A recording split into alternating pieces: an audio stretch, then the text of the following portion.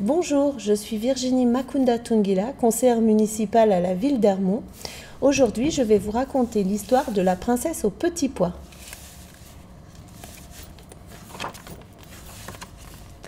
Il était une fois un prince qui voulait épouser une princesse. Seulement voilà, il voulait une vraie princesse.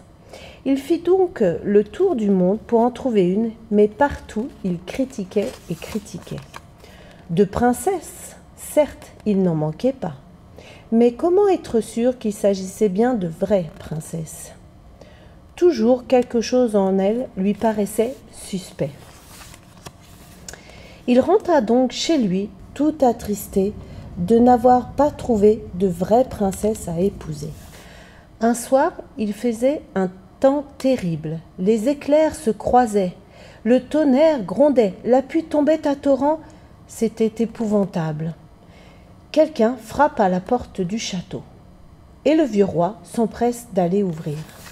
C'était une princesse qui attendait dehors. Mais de quoi avait-elle l'air par cette pluie et ce mauvais temps? L'eau dégoulinait sur ses cheveux, coulait sur ses vêtements, entrait par le nez de ses souliers et sortait par le talon.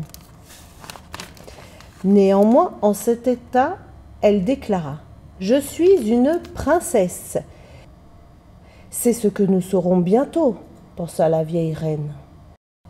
Puis, sans rien dire, elle entre dans la chambre, à coucher et défait le lit et met un poids sous le sommier. Ensuite, elle prend 20 matelas qu'elle empile sur le poids et encore 20 édredons qu'elle entasse par-dessus les matelas. C'était là où devait coucher la princesse. Le lendemain matin, on lui demanda comment avait-elle passé la nuit. « Oh, horriblement mal, répondit-elle. C'est à peine si j'ai fermé l'œil de la nuit. Dieu sait ce qu'il y avait dans le lit. C'était quelque chose de dur qui m'a rendu la peau toute violette. Quel supplice !»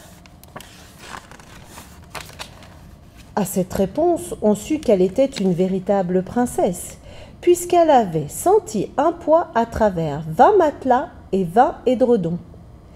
Quelle femme, sinon une princesse, pouvait avoir la peau aussi délicate?